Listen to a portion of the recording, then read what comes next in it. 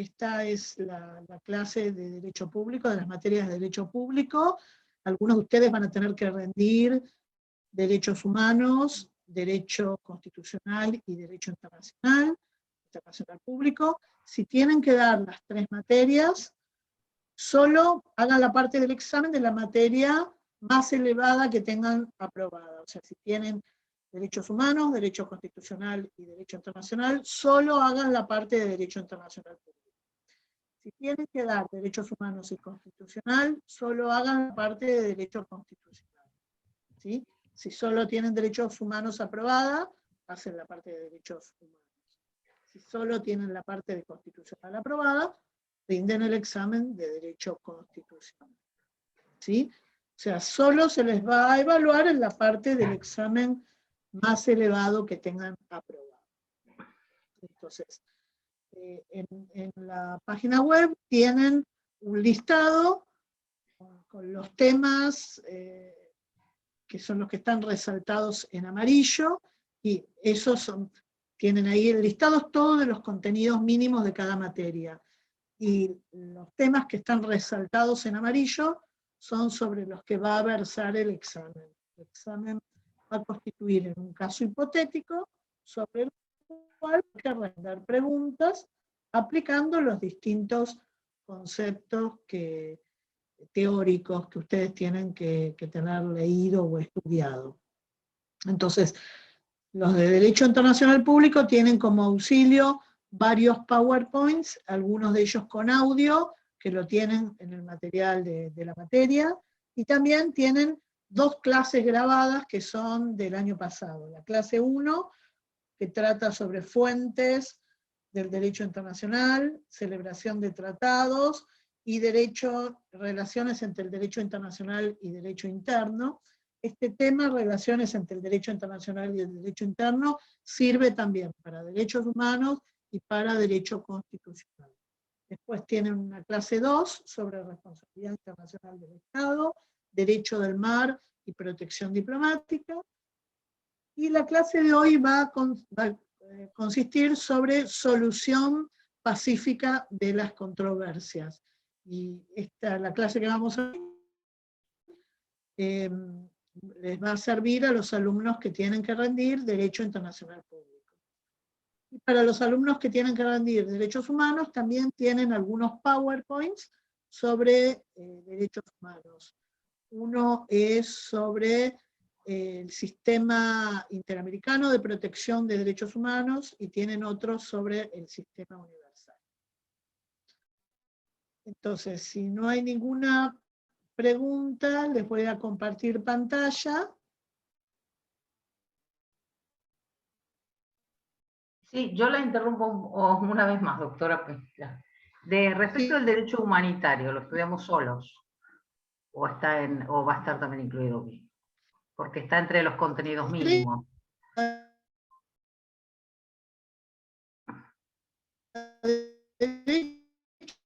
No se escucha. Sí, derecho internacional. ¿Ahora sí, ahora se escucha? Ahora escucho, sí. Para Derecho Internacional Humanitario tienen un PowerPoint con audio que elaboraron unos estudiantes de mi cátedra de Derecho Internacional Público. Así que esa parte de la materia la estudian directamente del PowerPoint con audio. Bueno, muchas ¿Sí? gracias. Bueno, ahí pueden ver la presentación en formato PowerPoint. Sí. ¿Sí? ¿Se puede ver? Sí, sí. Bueno, entonces les pido nuevamente que si no hacen una pregunta concreta, que tengan cerrado el micrófono, así no hay ruidos que interfieren. Y en cualquier momento, mientras yo estoy hablando, me pueden interrumpir y hacer la pregunta. Si alguno no le anda el micrófono por cualquier motivo, y quiere hacer una pregunta en el chat, le pido que algún compañero me la lea, porque yo mientras estoy pasando el PowerPoint, como tengo toda la pantalla abierta, no veo el chat, entonces no me voy a dar cuenta que alguien me está escribiendo algo. ¿Sí?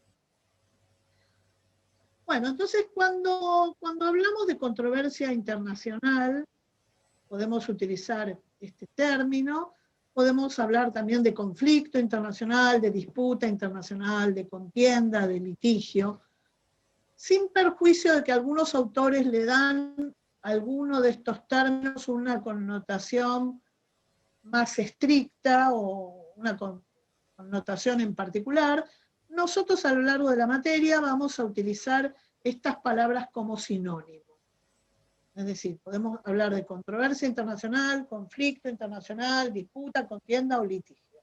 Las vamos a tomar, no nos vamos a complicar en sutilezas terminológicas y las vamos a ver como sinónimo. Y para hablar de qué es una controversia internacional, tenemos que remitirnos a un precedente que es el fallo que dictó la Corte Permanente de Justicia Internacional en un caso entre Grecia y Gran Bretaña, que fue dirimido por este tribunal, y es el caso de las concesiones Mavromatis en Palestina. Entonces, en la primera etapa de este procedimiento judicial, cuando tuvo que resolver si tenía o no jurisdicción, en ese contexto es que dio esta definición. Dijo, una disputa es un desacuerdo sobre un punto de hecho o de derecho, un conflicto de opiniones legales o intereses. Bueno, esta definición fue repetida por la propia Corte Permanente y después por la Corte Internacional de Justicia en numerosos casos. Es como una definición que se ha consolidado en el ámbito internacional. Y lo que nos marca es que una disputa o una controversia puede versar sobre una cuestión de hecho o una cuestión de derecho. ¿Cuál podría ser un ejemplo de una disputa sobre una cuestión de hecho? Vamos a suponer que un Estado está tirando, una fábrica, ¿no? En un Estado, está tirando desperdicios a un río o al mar. Y otro Estado, un Estado vecino, considera que esos desperdicios que está tirando en el mar están contaminando el mar, las aguas del mar o las aguas del río, lo que fuera, del lago, o lo que fuera. Entonces, eso sería una disputa sobre una cuestión de hecho. Determinar si lo que está tirando esa fábrica contamina o no, porque puede ser que el Estado demandante diga esto está contaminando, y que el Estado demandado dice no, eso no contamina. Entonces, el determinar si constituye o no un acto de contaminación es una cuestión de hecho, es una cuestión fáctica, que sería suficiente con poner a un perito experto en la materia para que determine si contamina o no contamina. Entonces, si es una controversia entre dos sobre esta cuestión, vamos a suponer que haya un tratado que diga está prohibido contaminar el río, contaminar el mar, y un Estado contamina, entonces hay que determinar la cuestión fáctica de si el Estado está contaminando para después poder determinar que ese Estado está violando el tratado internacional. En cambio, hay otras cuestiones que son, otras controversias que son de derecho, son netamente jurídicas. Por ejemplo, si un Estado ya se determinó que determinada cuestión fáctica, entonces lo que hay es si esa cuestión entra dentro de un artículo del tratado. Esto sería una mera cuestión jurídica. O si una parte dijese que cuando el tratado habla de derechos de soberanía, eso significa una cosa, y el otro Estado dice que eso significa otra cosa. Entonces, acá la discusión es una discusión jurídica. Hay que determinar ¿Qué significa jurídicamente derechos de soberanía? O sea, muchas veces las disputas tienen que ver con interpretar un término que está contenido en un tratado, o determinar si la conducta de un Estado se ajustó o no a un tratado, o cuál es la indemnización. Vamos a suponer que ya se probó que un Estado ha violado el derecho internacional. Entonces, una controversia puede consistir en de qué manera ese Estado va a tener que reparar los daños causados por la violación de ese tratado, por ejemplo. Entonces, esa también sería una controversia sobre una cuestión de derecho, determinar cuál es la indemnización apropiada de acuerdo con el derecho internacional. Entonces, tengan en cuenta esto, que la controversia internacional puede versar sobre una cuestión de hecho o sobre una cuestión de derecho. Entonces, el principio que se va a aplicar es el de solucionar las controversias, pero no a cualquier costo, sino solucionar las controversias de manera pacífica. Este es un principio clave en el derecho internacional y es una consecuencia natural de otro principio, que es el de la prohibición del uso de la fuerza. Si en el derecho internacional está prohibido el uso de la fuerza, entonces yo no puedo acudir al uso de la fuerza para solucionar una controversia. Entonces, por eso son dos principios distintos, la prohibición del uso de la fuerza, de la solución pacífica de las controversias, pero el segundo es consecuencia directa de la prohibición del uso de la fuerza. Entonces, ¿dónde está contenido este principio de solución pacífica de las controversias? Bueno, hay varios tratados que receptan este principio, uno es el Pacto Brian-Kellogg, pero fundamentalmente lo tenemos contenido en el artículo 2, inciso 3 de la Carta de las Naciones Unidas.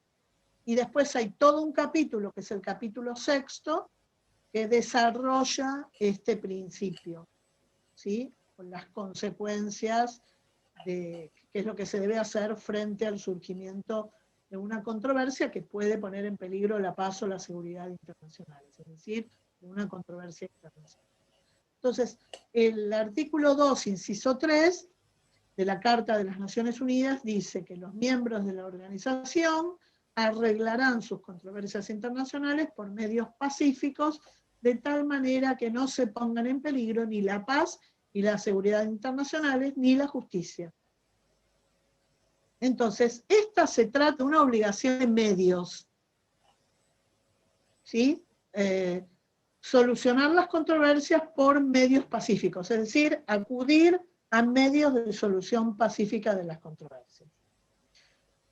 También tenemos en la Carta de la OEA, ¿sí? O sea, de la Organización de Estados, también tenemos todo un capítulo dedicado a la solución pacífica de las controversias, que es el capítulo 5, y hay también una resolución de la Asamblea General de las Naciones Unidas, que es la resolución 2625 de 1970, que también se ocupa de la solución de controversias.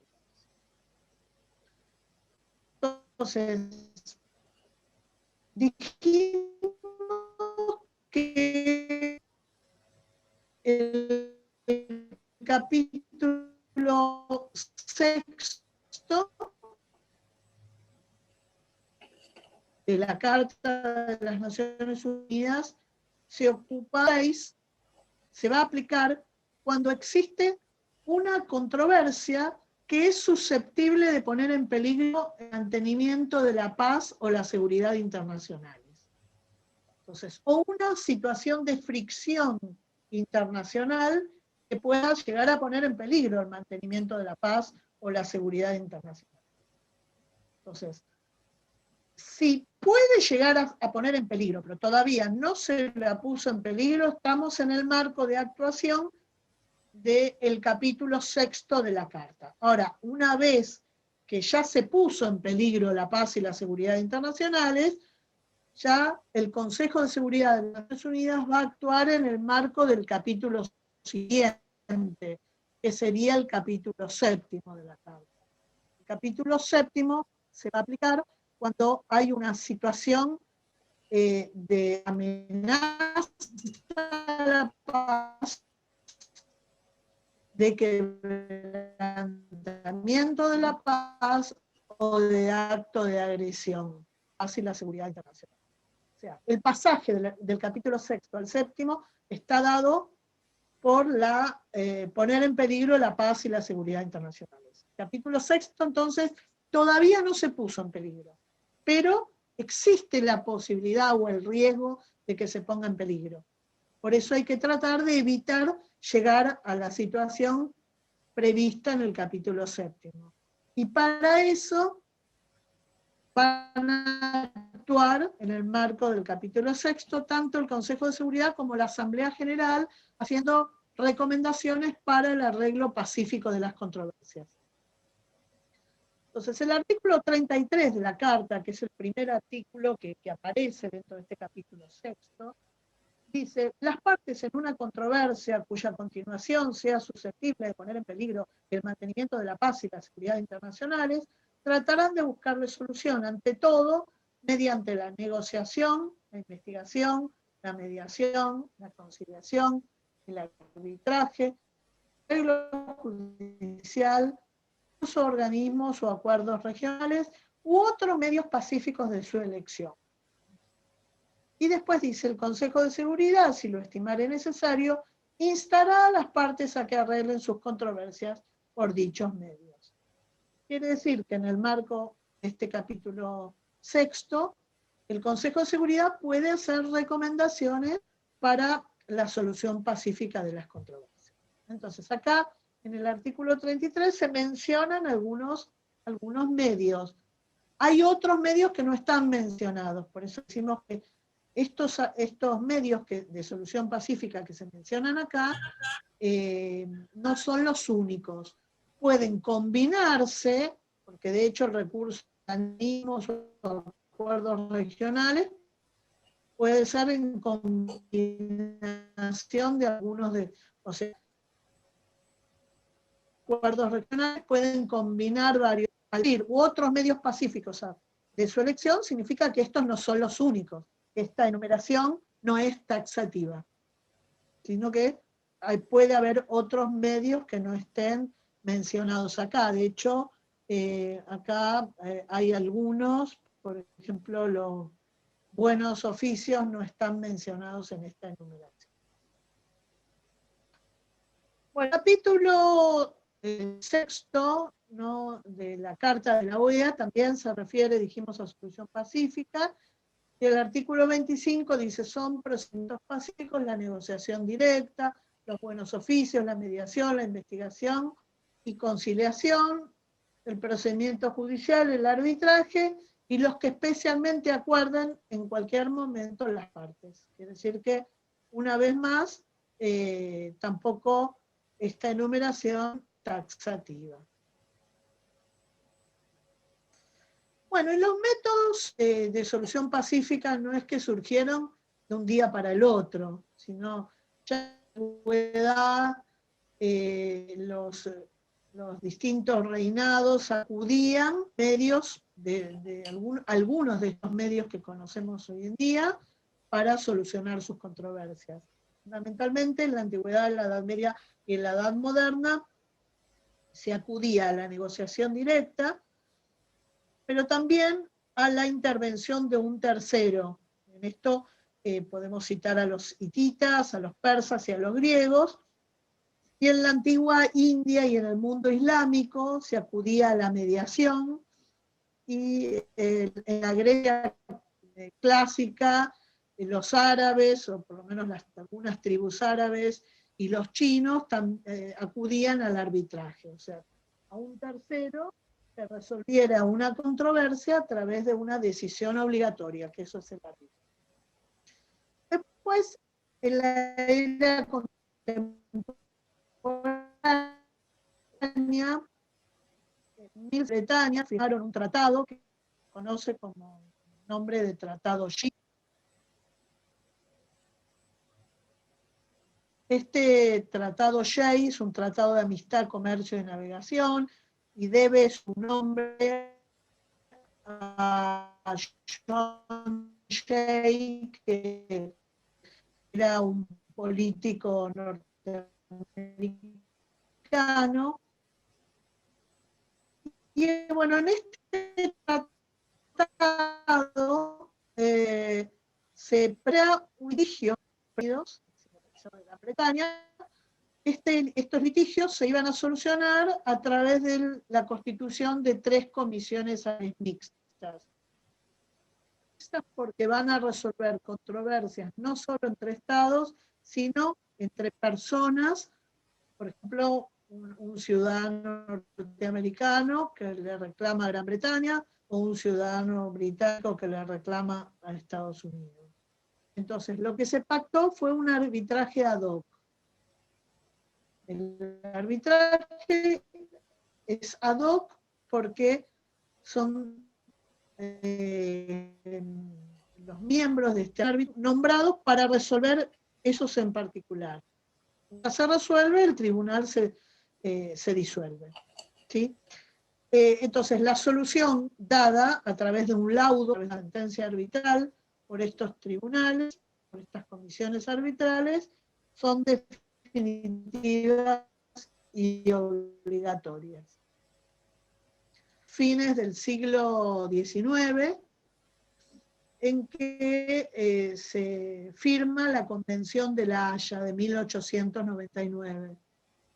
En esta convención se prevén varios medios que los estados pueden utilizar para la solución de las controversias.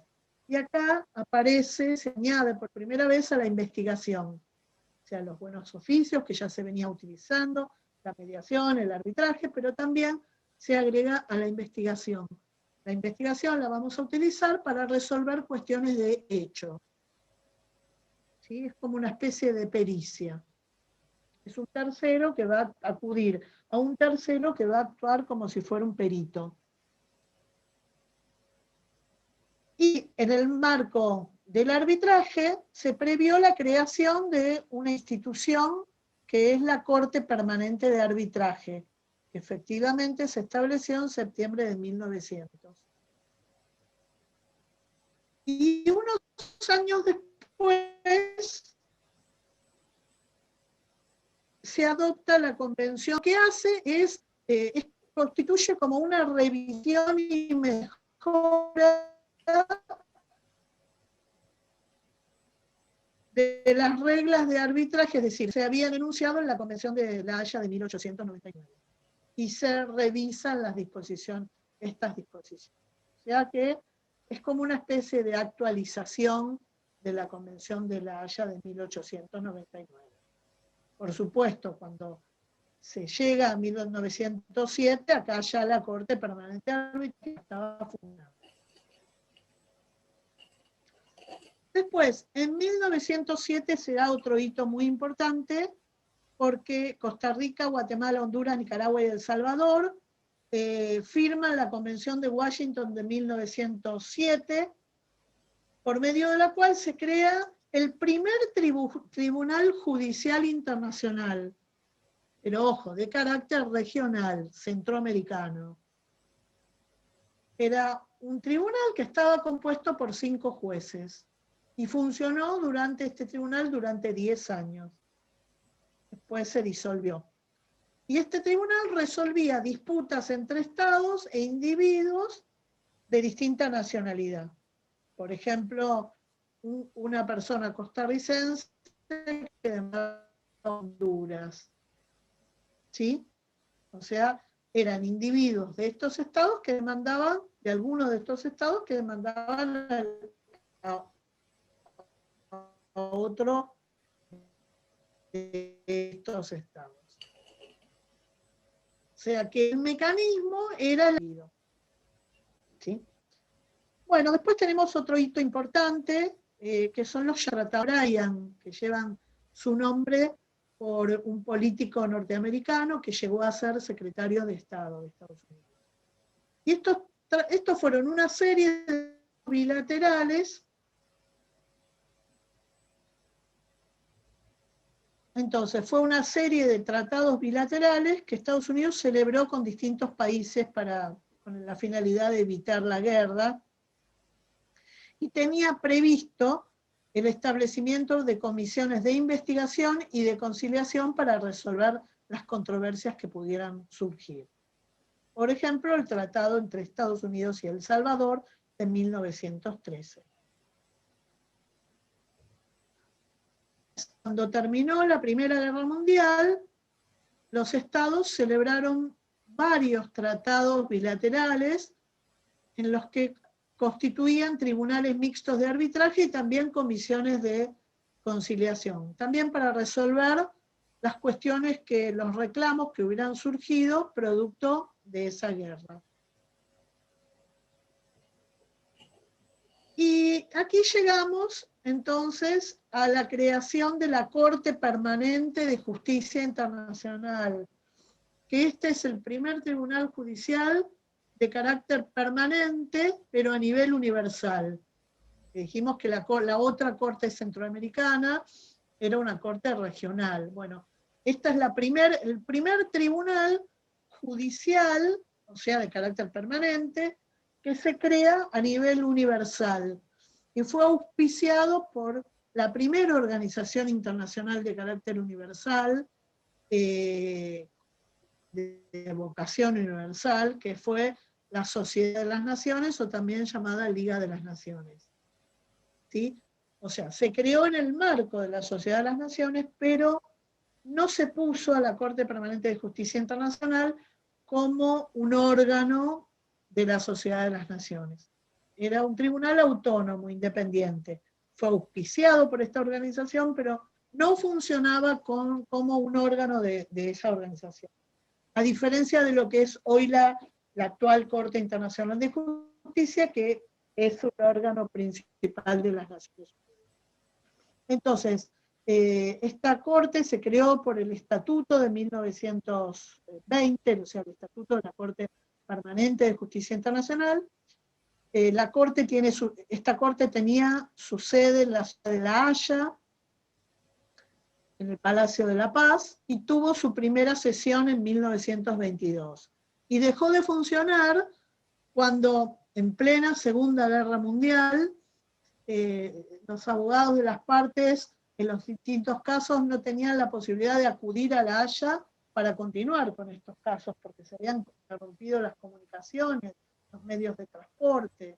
Entonces, dejó de funcionar, de hecho, en el año 1940, ya no pudo seguir funcionando, y a partir de que entró en vigor la Carta de las Naciones Unidas, esta Corte fue reemplazada por la actual Corte Internacional de Justicia. Pero entre 1922 y 1940, esta Corte actuó en 29 casos contenciosos y emitió 27 opiniones consultivas. O sea que el medio de solución de controversias de estos casos contenciosos es el caso Mavromatis, Concesiones Mavromatis, al que hicimos referencia antes para la definición de controversia internacional. Después, en 1928, los países firmaron un tratado multilateral que se llamó Acta General de Ginebra sobre Solución Pacífica de Controversias, que tenía previstos determinados mecanismos para el supuesto de que las controversias no pudieran ser resueltas por vía diplomática, mecanismos que estaban previstos la conciliación, el arbitraje y el arreglo judicial. En 1928 este tratado se revisó, entonces hoy en día, que todavía está en vigor, hablamos del Acta General de Ginebra, revisada en 1949. ¿Sí? Y hoy en día se sigue aplicando, pero siempre que se habla de la aceptación de la jurisdicción de la Corte Permanente, hoy en día eso pasaría a la Corte Internacional de Justicia. Y aquí llegamos a la Corte Internacional de Justicia, ¿sí? Que tiene su sede en el Palacio de la Paz de La Haya, que es el mismo lugar donde antes funcionaba la Corte Permanente de Justicia Internacional. Entonces, se va a regir por el Estatuto de la Corte Internacional de Justicia de 1945, también por la Carta de las Naciones Unidas. Hay un capítulo de la Carta que está dedicado a la Corte Internacional de Justicia. Tuvo su primera sesión en el año 1946 y, como ya mencionamos antes, reemplaza a la Corte Permanente de Justicia Internacional y es un órgano principal de las Naciones Unidas. Yo acá en el PowerPoint les dejo un link. Si ustedes tocan sobre este link, ¿sí?, apretan Control Enter, ¿sí?, sobre este link, van a acceder a un video. Yo les aconsejo que lo vean, que ahí les cuenta un poco de algunas cuestiones históricas y cómo son los casos ante la Corte, así que se lo recomiendo que lo vean. Bueno, después otro hito muy importante es el Pacto de Bogotá, que al igual que el que vimos antes, que el Acta de Solución Pacífica de Controversias de Ginebra, muchas controversias que llegan hoy en día a la Corte, llegan invocando la aceptación de la jurisdicción de los estados de la Corte a través de este tratado o del Pacto de Bogotá. La diferencia es que el Pacto de Bogotá es solo para algunos estados americanos, porque este Pacto de Bogotá, cuyo nombre completo es Tratado Americano de Solución Pacífica de Controversias, fue adoptado en la 9ª Conferencia Internacional Americana de 1948 y establece que las controversias que no pueden ser resueltas por negociaciones directas van a poder resolver por buenos oficios, mediación, investigación, conciliación, arbitraje y arreglo judicial ante la Corte Internacional de Justicia. Entonces, este tratado ha sido la base de jurisdicción para que muchos estados americanos hayan podido demandar a otro estado ante la Corte Internacional de Justicia. Por ejemplo, Nicaragua, El Salvador, Colombia, ¿sí?, han llevado casos ante la Corte invocando este tratado. Bueno, y después también tenemos que mencionar que durante el siglo XX se crearon otros tratados, otros tribunales internacionales. El último es un tribunal arbitral, que es el Tribunal de Reclamos entre Estados Unidos e Irán. Todos los otros son tribunales judiciales. Todos estos son tribunales especializados, ¿sí? El Corte Internacional de Justicia es un tribunal general en cuanto a la materia, porque puede resolver cualquier cuestión de derecho internacional. Por ejemplo, el Tribunal Europeo de Derechos Humanos es un tribunal regional para derechos humanos. La Corte Interamericana de Derechos Humanos es otro tribunal regional para América, ¿no?, vinculado a derechos humanos. Pues está el Tribunal de Justicia de las Comunidades Europeas, hoy sería el Tribunal de Justicia de la Unión Europea, ¿sí? Y este tribunal resuelve controversias en materia de cuestiones de integración, cuestiones regidas por el Tratado de la Unión Europea. Pues está la Corte Centroamericana de Justicia, que no la Corte de Justicia Centroamericana que vimos antes, otra corte creada específicamente para casos de integración de los estados centroamericanos. Después está el Tribunal Internacional de Derecho del Mar, con sede en Hamburgo, que es para cuestiones de derecho del mar. La Corte Africana de Derechos Humanos y de los Pueblos, para derechos humanos en el continente africano. Y bueno, luego este Tribunal de Reclamos de Estados Unidos e Irán, que es un tribunal que se creó con sede en la ciudad de La Haya, en los Países Bajos, se creó para resolver disputas que se dieron producto de la revolución islámica que se dio a fines de la década del 70, 1979.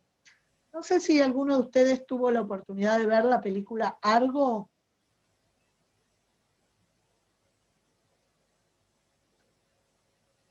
Bueno, si No, alguno la pudo ver, trabaja Ben Affleck. Bueno, en esa película se muestra cómo surge en Irán la revolución islámica, en donde se depone al Shah de Irán y asume como jefe de Estado el Ayatollah Khomeini.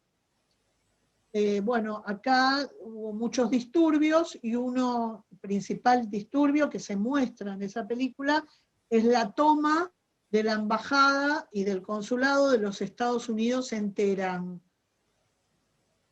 Bueno, frente a eso, Estados Unidos inicia un reclamo, una demanda ante la Corte Internacional de Justicia que dicta en 1980 una sentencia en contra de Irán, pero después estos dos estados, Estados Unidos e Irán, deciden, gracias a la mediación del rey de Argelia, deciden crear un tribunal de reclamos para resolver todos los reclamos que estaban pendientes entre Estados Unidos e Irán, es decir, reclamos interestatales, y después entre ciudadanos norteamericanos que tenían reclamos contra Irán, porque Irán expulsó a los ciudadanos norteamericanos, a los empresarios norteamericanos que estaban en ese momento en Irán, los expulsó y se quedó con algunos de sus bienes. Y después también había reclamos de ciudadanos iraníes que vivían en Estados Unidos por unas represalias que había adoptado Estados Unidos contra ellos. Entonces, por eso eran reclamos mixtos, ¿no? De nacionales de un Estado contra el otro. Para resolver toda esta cantidad de reclamos es que se creó este tribunal. Era un tribunal que funcionaba como un tribunal de arbitraje, a través de salas constituidas por árbitros. Bueno, hasta acá, ¿alguna duda? ¿Alguno quiere hacer alguna pregunta?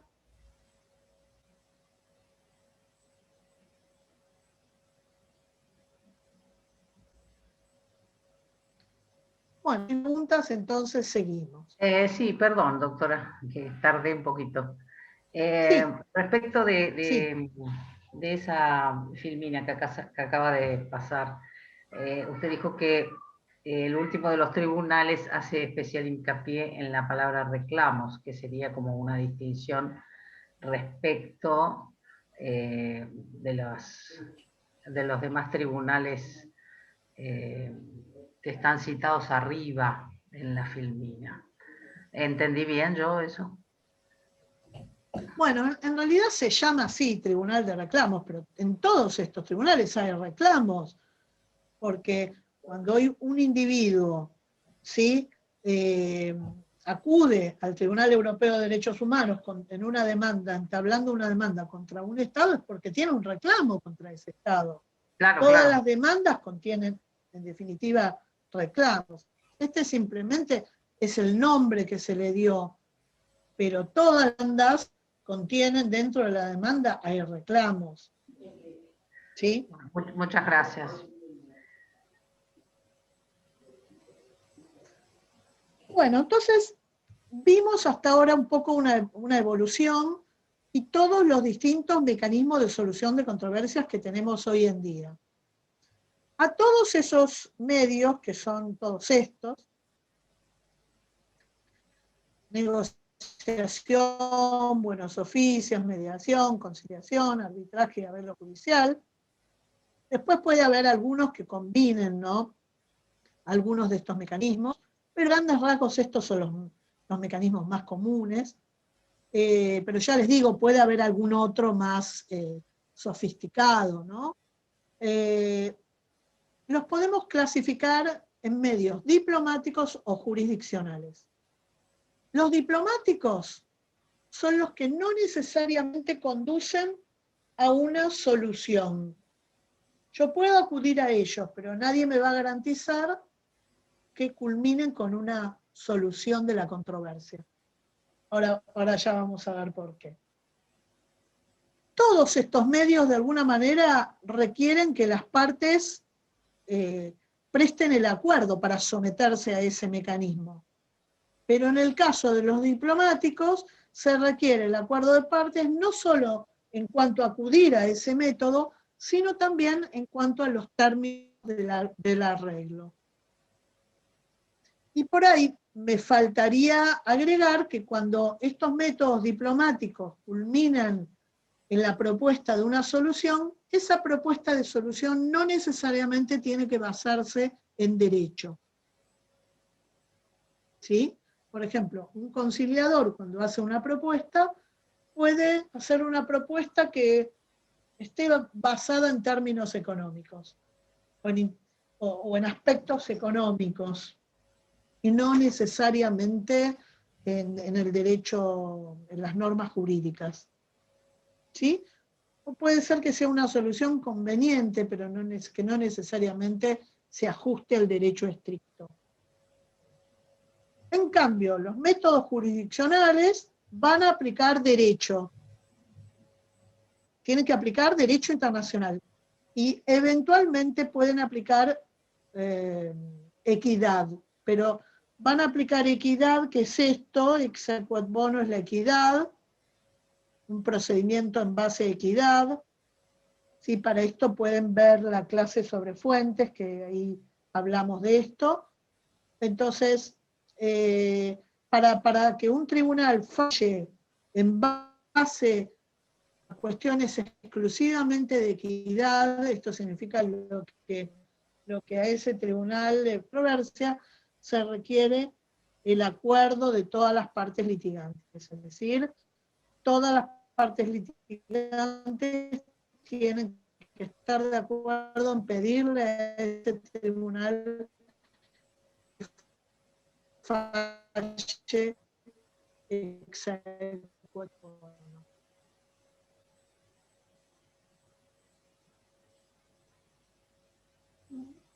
¿Está claro? Es parte de la controversia, no le digan una cosa al tribunal. Los jurisdiccionales requieren que las dos partes, tanto la parte demandante como la parte demandada, acepten la jurisdicción de ese tribunal.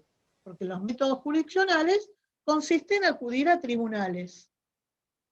¿Sí? El tribunal es un tercero imparcial e independiente, ya sea que esté constituido por jueces o que esté constituido por árbitros. Y los métodos jurisdiccionales culminan en una solución obligatoria y definitiva. O sea que acá sí tenemos una solución sí o sí de la disputa a través de una sentencia. A menos que, por supuesto, ¿no?, el tribunal se declare que no tiene jurisdicción. Bueno, entonces ahora que ya vimos qué diferencia hay en general entre los métodos diplomáticos y los métodos jurisdiccionales, ahora vamos a ver qué diferencia, cuál es el concepto de cada uno de ellos. ¿Sí? Entonces, la negociación, cuando hablamos de negociación, es la negociación directa entre las partes. Son las dos partes involucradas, dos o tres partes, porque puede haber una controversia entre tres partes o cuatro partes. Bueno, son las partes en la controversia las que se sientan directamente a negociar. El yo sentarme a negociar no me va a asegurar que se va a encontrar una solución. Hay estados que pueden estar años negociando y nunca encuentran una solución que satisfaga a las dos partes. Por eso es que decimos que los métodos diplomáticos no conducen necesariamente en una solución. Es una obligación de medios. La negociación es un medio para encontrar una solución, pero tal vez no necesariamente sea exitosa una negociación. Después, algunos tratados hablan de que antes de acudir, por ejemplo, al arbitraje internacional o al arreglo judicial, las partes litigantes tienen que hacerse consultas. Bueno, las consultas es algo menos que una negociación. Es simplemente transmitir a la otra parte cuál es el reclamo que se... Pero no necesariamente implica hacer consultas sobre la controversia, no necesariamente implica sentarse a negociar. A veces puede ser como un paso previo. Bueno, la negociación es el único en el que participan las dos partes. Después, en los buenos oficios, la mediación, la conciliación y la investigación, participa un tercero. Y podemos decir que en los buenos oficios, en la mediación y en la conciliación, el tercero, la labor del tercero va como increyendo. En los buenos oficios tiene una misión el tercero.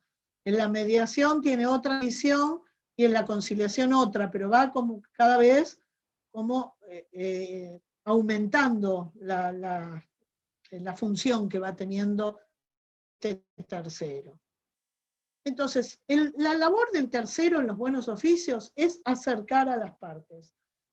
Generalmente se da cuando las partes están enemistadas o distanciadas, probablemente por una guerra, o porque rompieron relaciones diplomáticas, o porque la controversia fue muy grave, muy fuerte entre ellos. Entonces, ni siquiera se pueden sentar a negociar, porque están enemistados.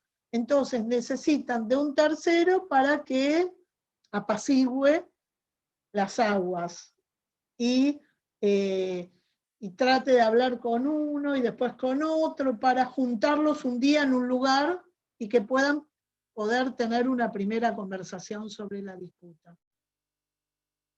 Entonces, muchas veces el que se nombra, ambas partes tienen que estar de acuerdo en acudir a los buenos oficios y tienen que estar de acuerdo en ser el tercero. Muchas veces se elige a una personalidad internacional, como puede ser el Papa, puede ser un rey. En el caso de la controversia que tuvieron Argentina y Uruguay por las pasteras, se acudió al rey de España, ¿sí? Como se lo llamó facilitador. Bueno, el rol del facilitador era un rol de buenos oficios, ¿sí? Puede ser que se acuda al Premio Nobel de la Paz, o a cualquiera, el secretario general de las Naciones Unidas, o a cualquier otro funcionario, el presidente de un Estado, jefe de Estado, un jefe de gobierno, ¿sí?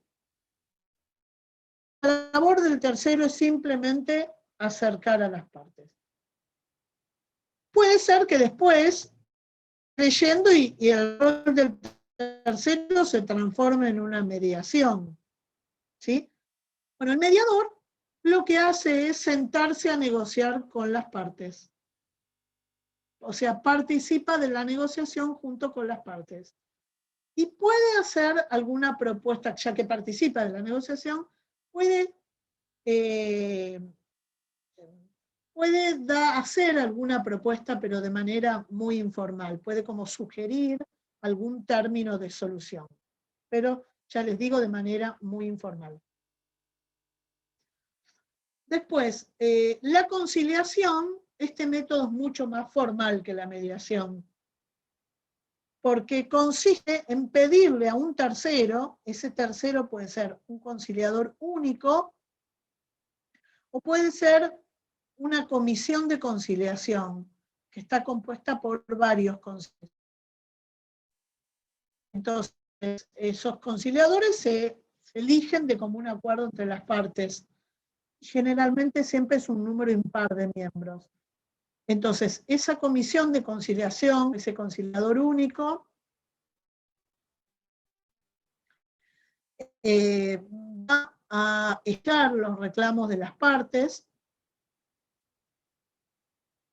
capaz que las dos partes tienen reclamos recíprocos, o capaz que solo una parte que le reclama a la otra y la otra dice, no, yo no violé el derecho internacional. Bueno, escucha los reclamos de ambas partes o las posiciones, las partes le presentan escritos, o sea, documentos escritos con sus memoriales escritos, con sus posiciones, les presentan pruebas, se celebran audiencias en donde el conciliador va a escuchar las partes personalmente, y un informe que sería una propuesta de solución.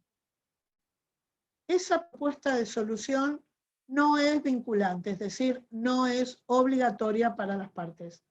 Es lo que el conciliador entiende que es una propuesta adecuada para solucionar esa controversia. Pero ni siquiera los términos de esa propuesta tienen que fundamentarse en derecho. Capaz que el conciliador se apartó de las normas que había y elabora una propuesta que es totalmente novedosa. Entonces, el conciliador le va a dar a las partes su caso y les va a pedir, por ejemplo, responden si aceptan o no la propuesta. Si dos partes aceptan los términos obligatorios, entonces le hace la propuesta sea obligatoria, no es propuesta sino el acuerdo de las partes, en cuanto a que los dos están aceptando, los dos tienen que aceptar. Si una de las partes no dice nada o no acepta, la propuesta cae, no se transforma en obligatoria.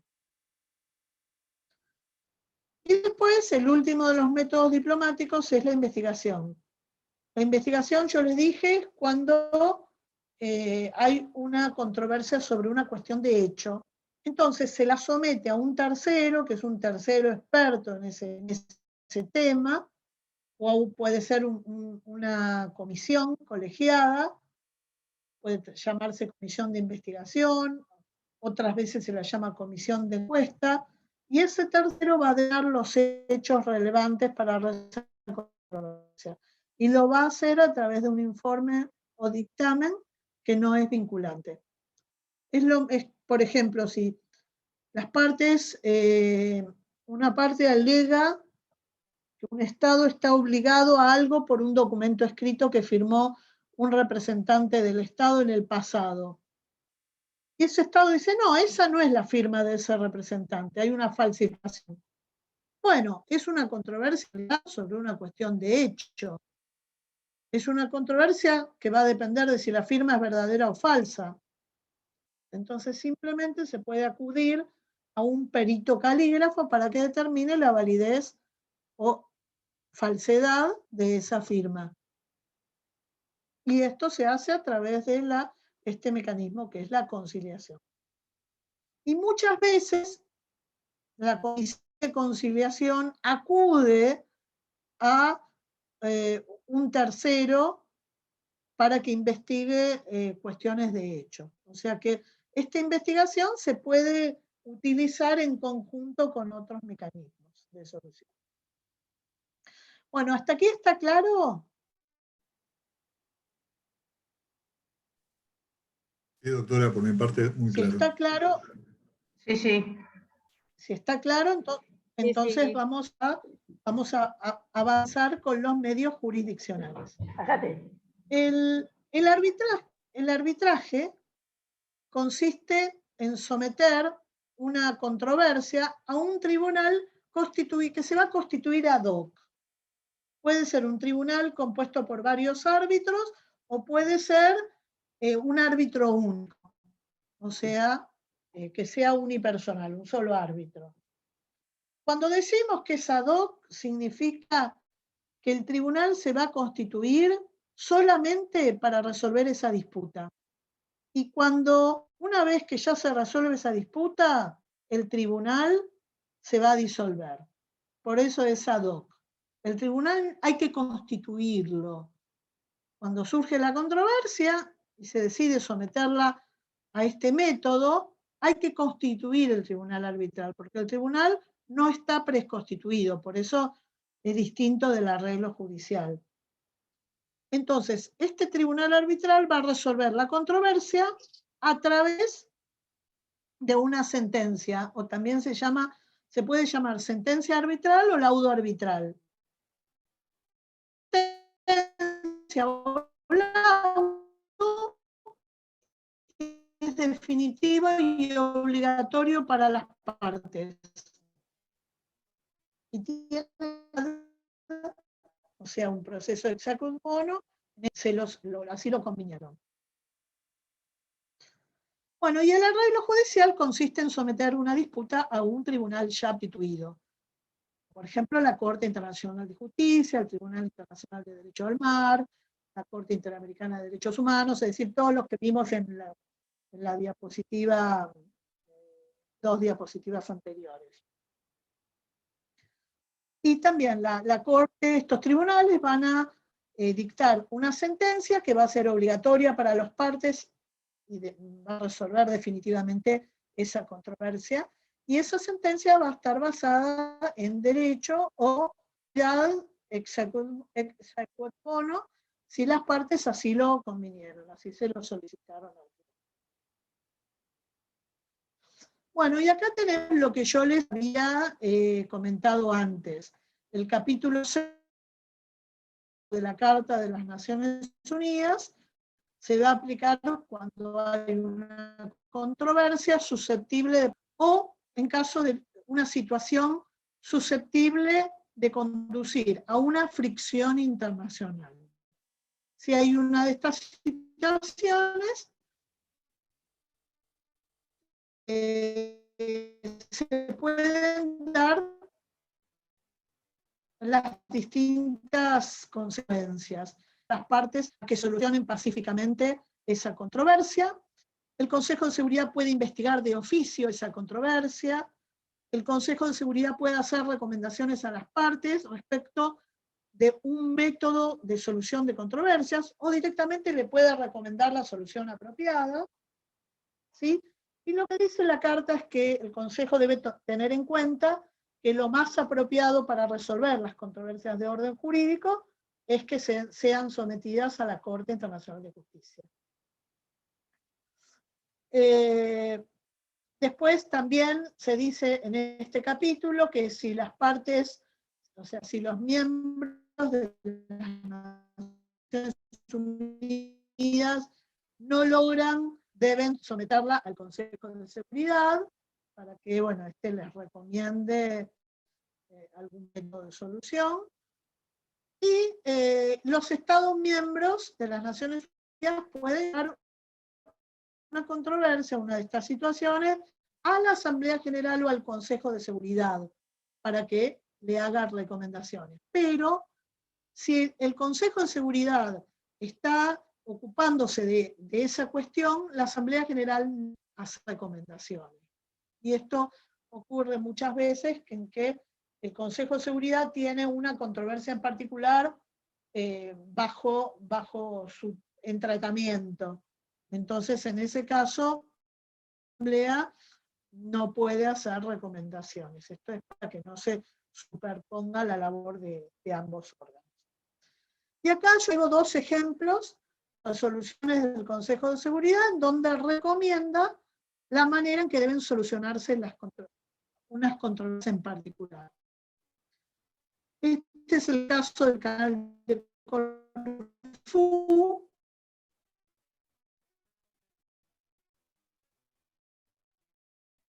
en donde, bueno, unos buques británicos habían pasado el canal de Corfú contaminado, había varias personas, ¿no?, que estaban a bordo de esos barcos, y otras quedaron heridas, y hubo también destrucción de bienes de los barcos, ¿no? Los barcos se destruyeron.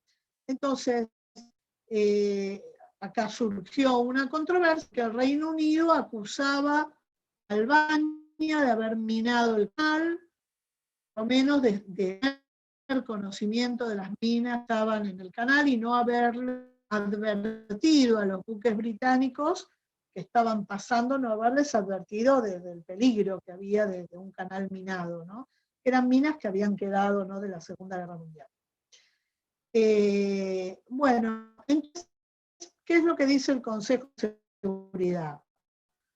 Dice, habiendo considerado las declaraciones formuladas por los representantes del Reino Unido y de Albania acerca de la controversia entre el Reino Unido y Albania, surgida como resultado de un incidente ocurrido el 22 de octubre de 1946 en el canal de Corfú, en el curso del cual fueron averiados por minas 2 barcos británicos muertos y heridos en sus tripulaciones. Entonces, bueno, como consecuencia de esto, recomienda que los gobiernos del Reino Unido y de Albania sometan inmediatamente la controversia a la Corte Internacional de Justicia conforme a las disposiciones del Estatuto de la Ley. Entonces, seguridad está recomendándole un método puntual de solución, que es llevar la controversia a la Corte Internacional de Justicia. Efectivamente, el Reino Unido llevó la controversia a la Corte Internacional de Justicia. Albania, en un primer momento, acepta la jurisdicción de la Corte, luego da un paso atrás y dice, no, bueno, no, la Corte no tiene jurisdicción, la Corte dice, no, vos ya aceptaste la jurisdicción, entonces la Corte se declara con jurisdicción, y bueno, y termina condenando a Albania en base al reclamo del Reino Unido. Y otro caso, es un caso que nos toca de cerca, porque es el caso Eichmann, que hace poco salió una película. Yo, como ven, muchas veces se las relaciono con el cine, con películas, porque creo que uno por ahí se olvida de algunas cosas que leyó en textos, pero si uno lo visualiza, los que tenemos memoria visual, por ahí nos resulta más fácil acordarnos de los hechos. Pero hace poco, no sé, hace 2 o 3 años, salió una película que, ya les digo, no me acuerdo cómo se llama, tal vez alguno de ustedes se acuerde y puede decir como el título, que relata cómo fue Israel, el Mossad, secuestró a un criminal de guerra nazi que estaba viviendo encubierto en la República Argentina, que fue Eichmann. Entonces, ¿cómo fue que lo secuestró? La película cuenta todo cómo fue. Bueno, por supuesto, como siempre, como toda película, algunas cosas son recreadas y no pasaron en la realidad de esa manera, pero hay un libro que sí, creo que el libro se llama La casa de la calle Garibaldi. Ese libro sí cuenta todo como fue en la realidad. Es un libro muy bueno, que también se los recomiendo. Entonces, cuando el Mossad se mete de encubierto en la República Argentina, esto es por alguien toma conocimiento de que esta persona podía ser el criminal de guerra nazi. Entonces esto llega a oídos del Mossad y el Mossad decide elaborar una operación para secuestrarlo y llevarlo a Israel para juzgarlo. Entonces, cuando hace esto, ocurre esto, Argentina acude al Consejo de Seguridad. Entonces, miren lo que es la resolución de 1960 del Consejo de Seguridad. El Consejo de Seguridad, habiendo examinado la denuncia de la violación de soberanía de la República Argentina, resultante del traslado de Adolfo Eichmann al territorio de Israel, advirtiendo que la reiteración de hechos como el que motiva esta situación implicaría la quiebra de los principios en que se asienta el orden internacional, creando un clima de inseguridad y desconfianza incompatible con la preservación de la paz, declara que hechos como el considerado que afectan la soberanía de un Estado miembro y por consiguiente provocan una fricción internacional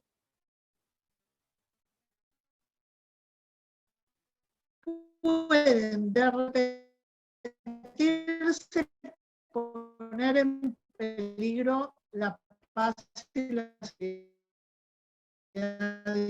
internacionales. O sea que requiere al gobierno de Israel que acción de conformidad con la Carta de Naciones Unidas y las normas del derecho internacional. O sea que acá directamente el Consejo de Seguridad le da la solución, no le dice, tienen que acudir a un tribunal para que suene esta disposición, le da directamente la forma de repararlo. Le ordena la consecuencia que es la reparación, no le dice mediante qué forma, pero le dice que tiene que proceder a una adecuada reparación. Israel lo que hizo fue pedirle disculpas formales a la República Argentina, disculpas públicas formales, y la República Argentina aceptó esas disculpas. Con lo cual, la aceptación de una disculpa es un modo de reparación adecuado, y ese modo de reparación se llama satisfacción. Y ahí terminó la controversia entre Argentina e Israel. Entonces, no sé si ustedes conocían este caso, pero es un caso bastante interesante y muchos no sabían que había intervenido incluso a través de una resolución el Consejo de Seguridad. Bueno, ¿hasta acá alguna duda?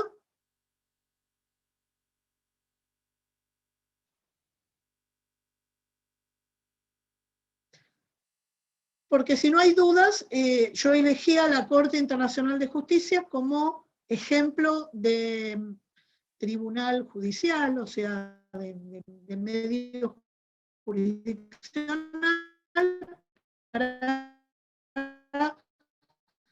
para ver un poco cómo funciona esto.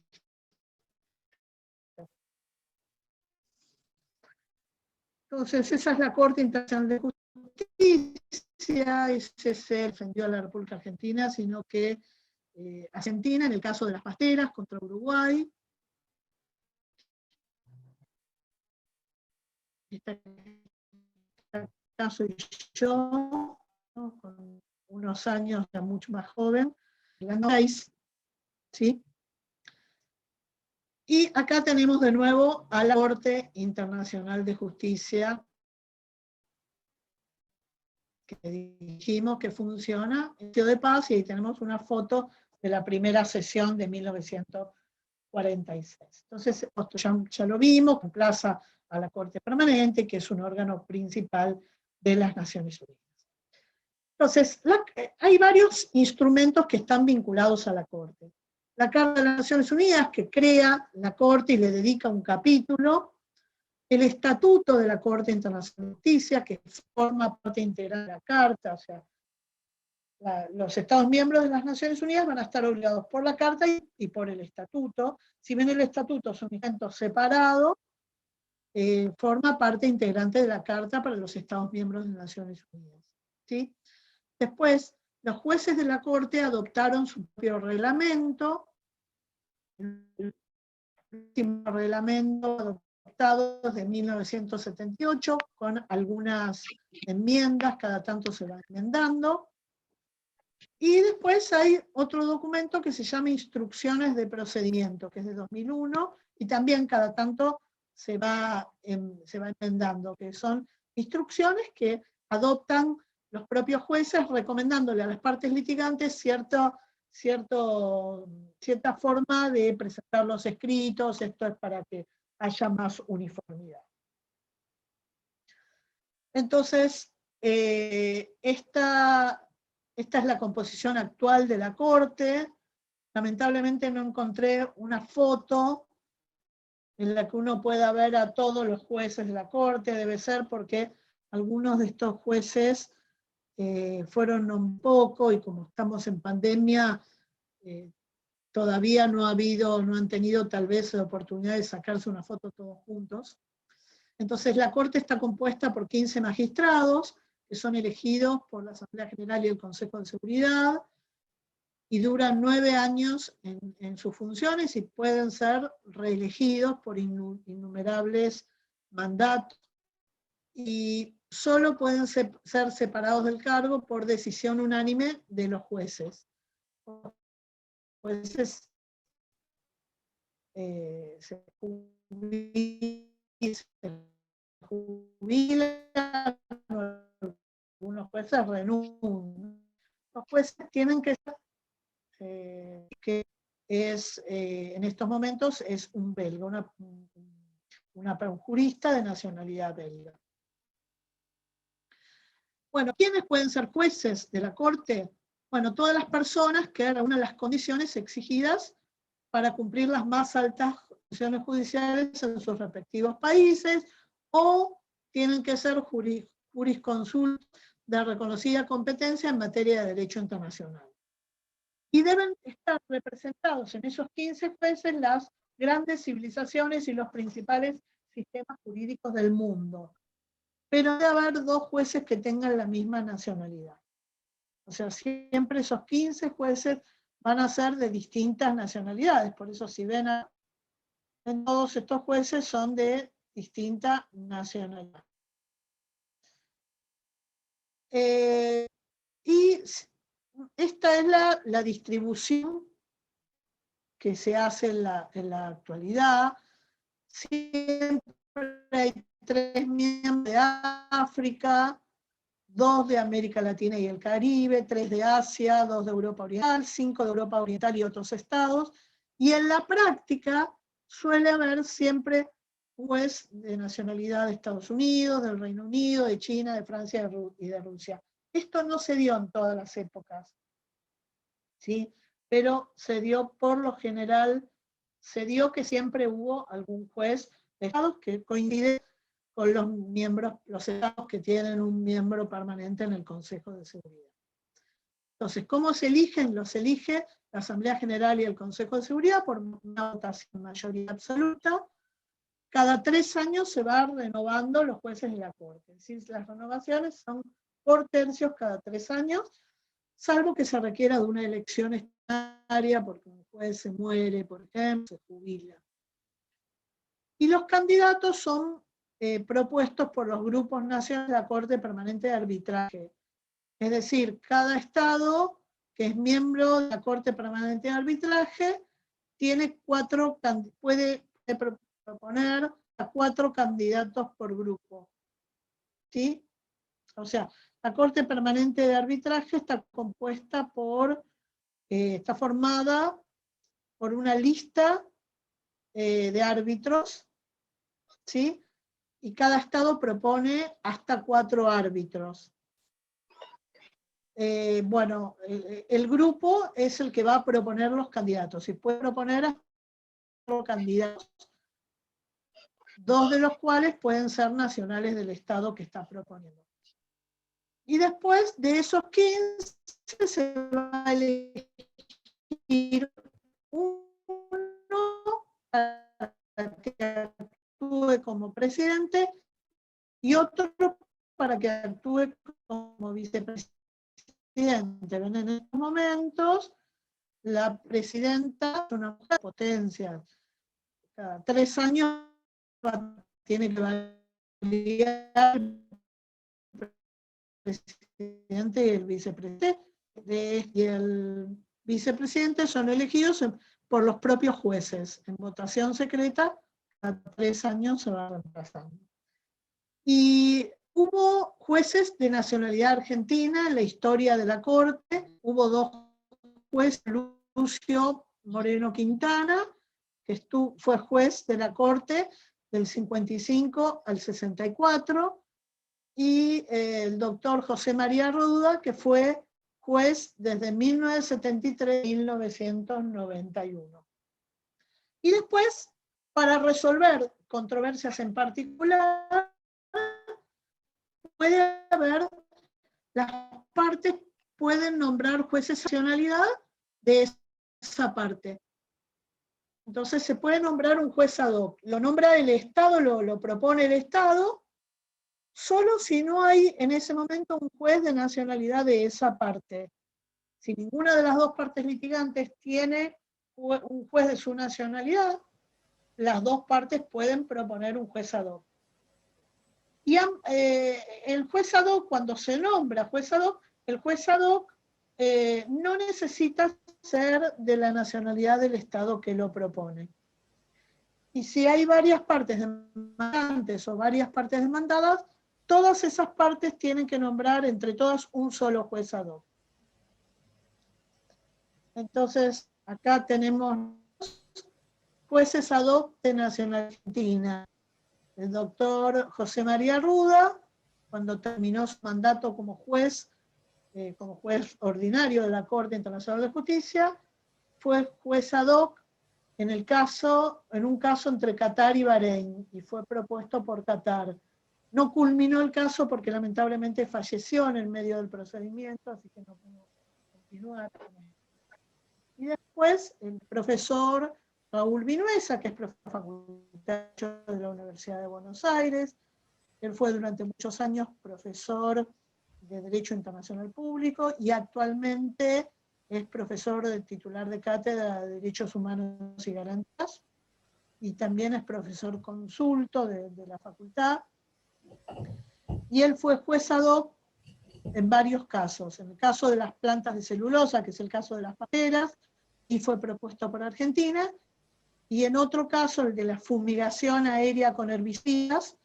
Este fue un caso que después terminó arreglándose, no continuó, se terminando. Ahí había sido propuesto por Ecuador. ¿Sí? En pleno, o también puede fallar en salas. O sea, la Corte puede constituir salas. Esos 15 jueces pueden constituir algunas salas. O sea, hay una sala que siempre está ahí como predeterminada por si algún Estado quiere someter un caso, en lugar de que lo dirima la Corte en pleno, que lo dirima una sala. Hay una sala que puede ser de procedimiento sumario, constituida por 5 jueces que los nombra la Corte ya de antemano, y hay 2 jueces que se nombran como suplentes.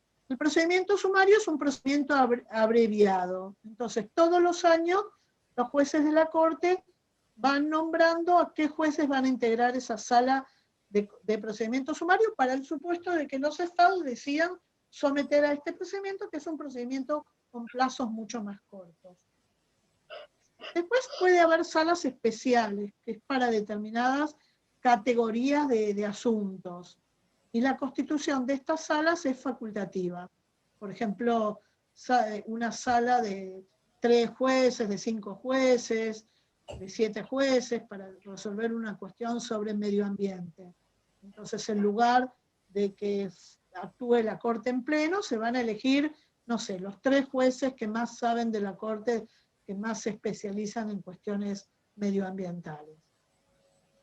Y después puede haber salas ad hoc, que se constituyen para resolver ciertas controversias por determinados jueces de la Corte. Generalmente, las partes litigantes proponen cómo quieren que esté constituida esa sala.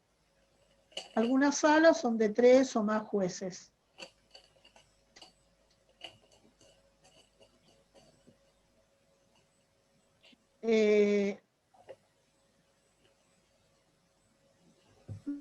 Bueno, y las salas cuando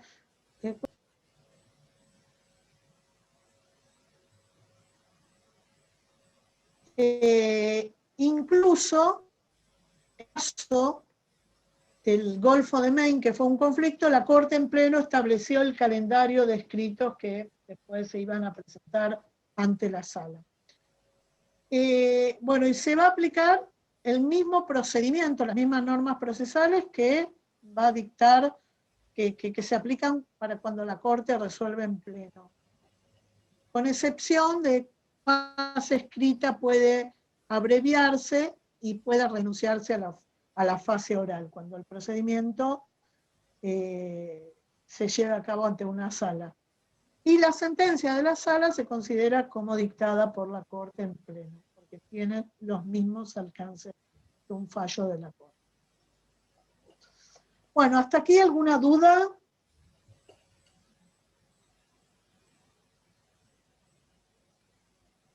¿No? Bueno, entonces seguimos. La Corte tiene 2 funciones. Una es actuar en el marco de una competencia contenciosa, que es cuando resuelve controversias en dos. Porque la Corte, o sea, yo como un individuo, como un particular, no puedo llevar a la Corte La Corte solo resuelve controversias entre estados, y tiene que ser estados que hayan aceptado la jurisdicción de la Corte. Y la Corte resuelve esa controversia a través de una sentencia que es, como ya dijimos, definitiva y obligatoria. ¿Sí? Y también la Corte puede tener una competencia consultiva, que es cuando emite una especie de dictamen, que es una opinión consultiva de algún órgano u organismo internacional. Bueno, estas estadísticas que les puse acá son en realidad hasta el año pasado, ¿sí? Había dictado esa cantidad de sentencias y opiniones consultivas. Bueno, la competencia contenciosa los aceptar la jurisdicción o la competencia. Acá jurisdicción y competencia lo estamos tomando como sinónimos. ¿De qué manera se puede aceptar?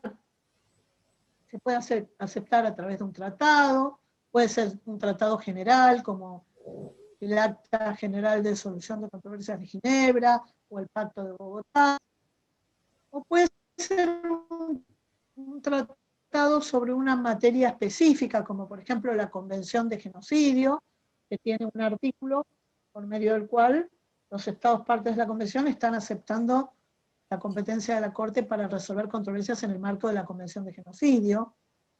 Puede también aceptarse mediante una declaración, que también se llama esta declaración, cláusula opcional o cláusula facultativa. Es una declaración que puede hacer cualquier momento, cualquier Estado miembro de Naciones Unidas, y se la va a enviar al secretario general de las Naciones Unidas diciendo que acepta la jurisdicción de la Corte para cualquier controversia jurídica respecto de cualquier Estado que la quiera demandar, cualquier Estado que haya hecho también la misma declaración. Y a esta declaración se le pueden formular algunas reservas, por ejemplo, se puede decir, excepto para determinado tipo de controversias, ¿no? O controversias que hayan surgido en algún momento determinado. Y después, por último, el denominado forum prorogatum o prorrogatum, que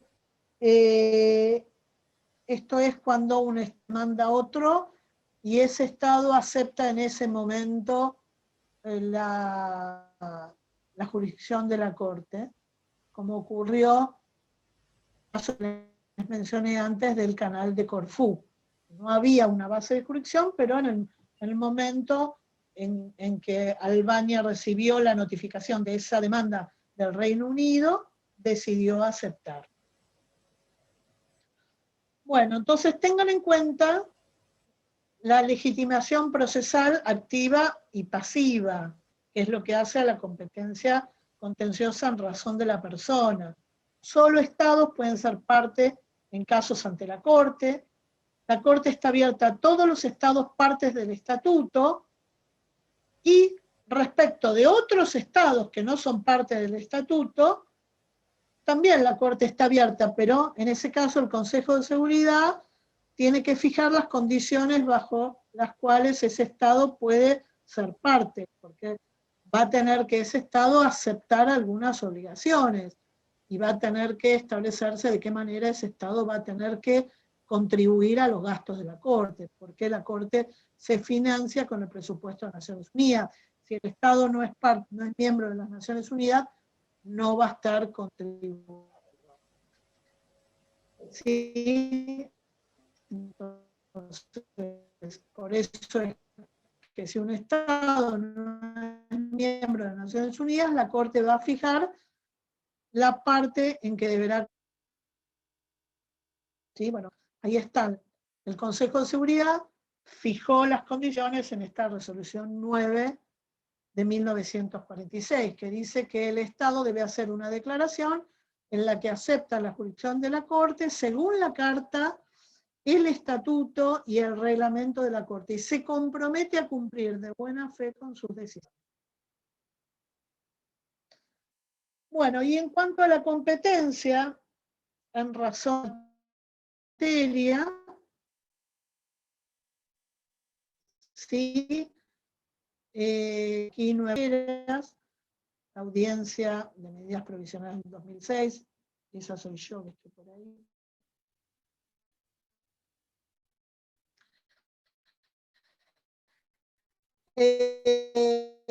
Bueno, en cuanto a la controversia, enrollarse cualquier controversia jurídica sobre cuestiones de derecho internacional. O sea, cualquier cuestión de derecho internacional puede someterse a la Corte Internacional de Justicia en la medida en que los estados hayan aceptado la jurisdicción. Y estas son las principales etapas de un procedimiento ante la Corte.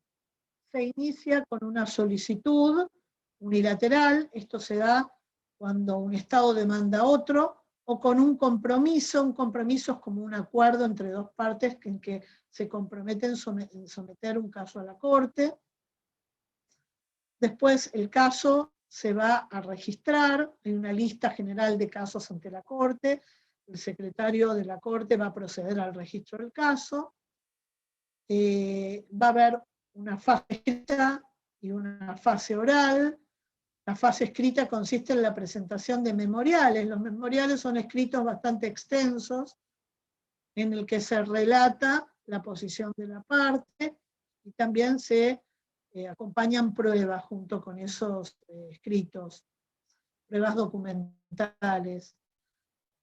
Entonces estos escritos son una memoria que presenta la parte demandante, una contramemoria que presenta la parte demandada en respuesta a esa memoria, una réplica y una dúplica. La réplica es una respuesta a la contramemoria y la dúplica es una respuesta a los nuevos argumentos que se introducen en la réplica. Tengan en cuenta que los idiomas oficiales de la Corte son el inglés y el francés, sin perjuicio de que puedan utilizarse otros idiomas, pero las partes, la parte que quiera que el procedimiento se lleve a cabo en otro idioma, tiene que hacerse cargo de los costos de interpretación, traducción, etc. Bueno, la fase oral tiene lugar en audiencias que son públicas, y eventualmente se puede producir alguna prueba. Por ejemplo, si las partes han presentado testigos o expertos, la Corte puede interrogarlos en estas audiencias públicas. Y si no, básicamente son audiencias de alegatos, en la cual en estas audiencias los representantes de las partes brindan sus alegatos en forma oral.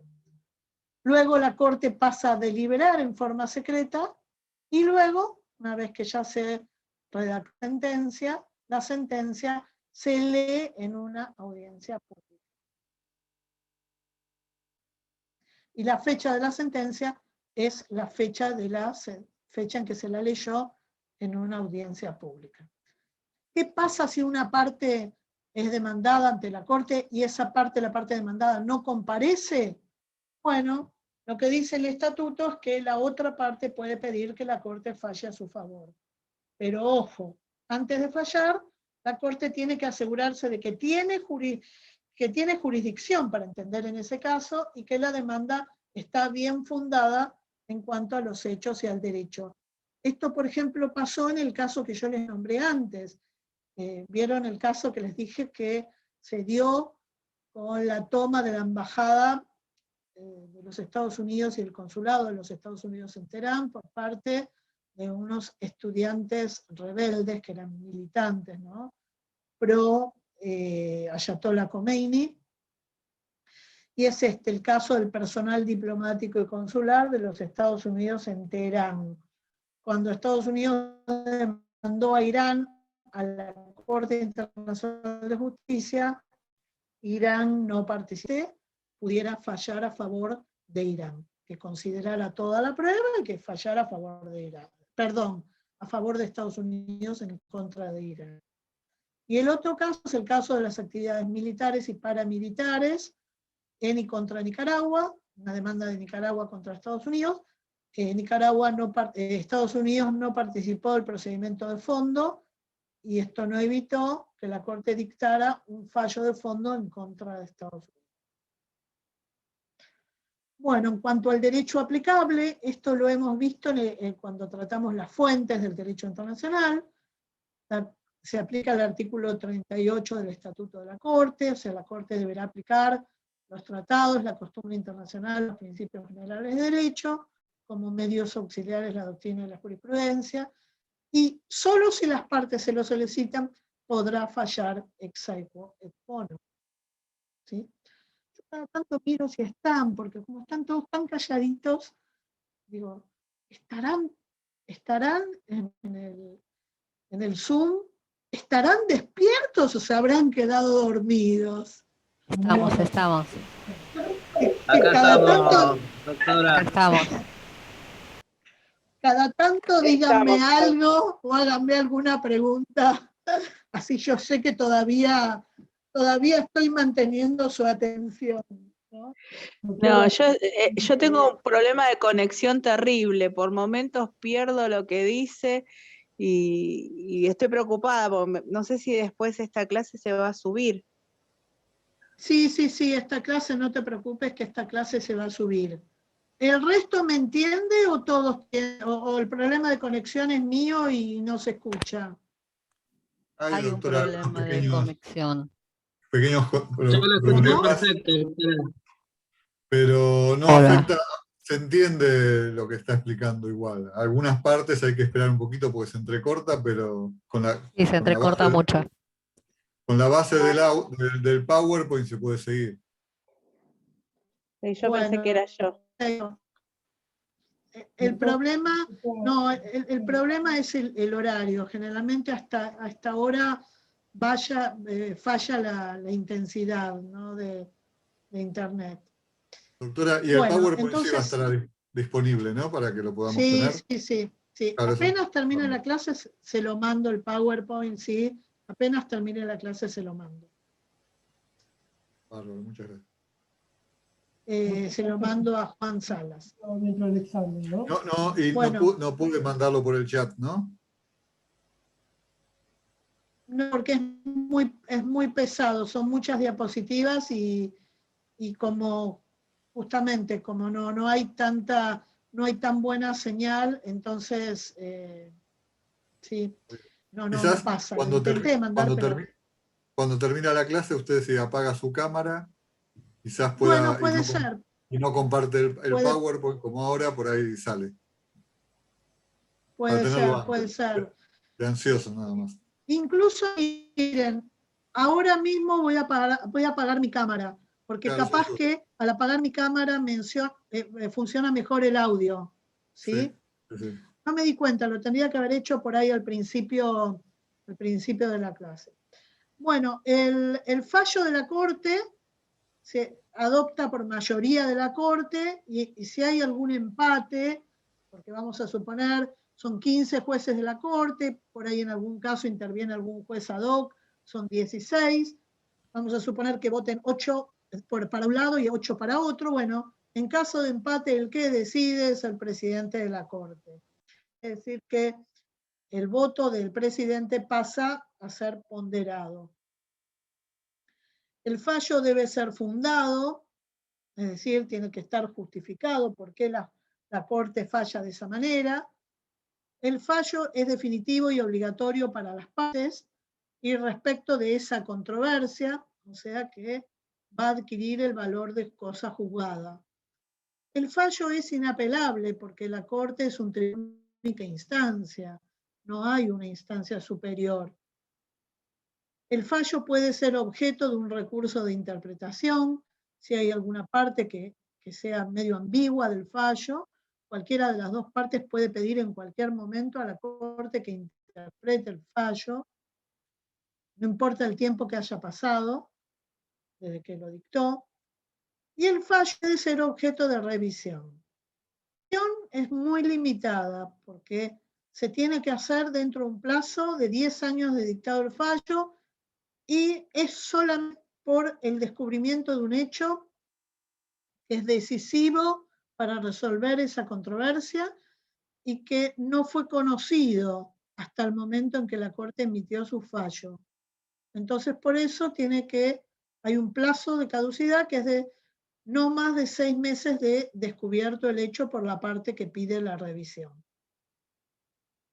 Y después, el artículo 94 de la Carta de las Naciones Unidas dice que si una parte no cumple con un fallo de la Corte, le puede acudir al Consejo de Seguridad de las Naciones Unidas para que adopte una medida para lograr la ejecución del fallo. Ahí tienen, ¿sí?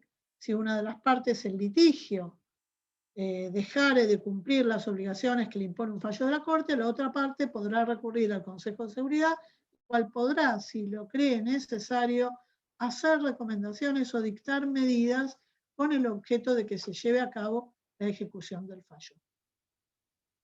¿Sí? Esto es porque todos los miembros de las Naciones Unidas se comprometen a cumplir con el fallo de la Corte. Bueno, y después dijimos que la Corte tenía también una competencia consultiva. ¿Quiénes pueden solicitar una opinión consultiva?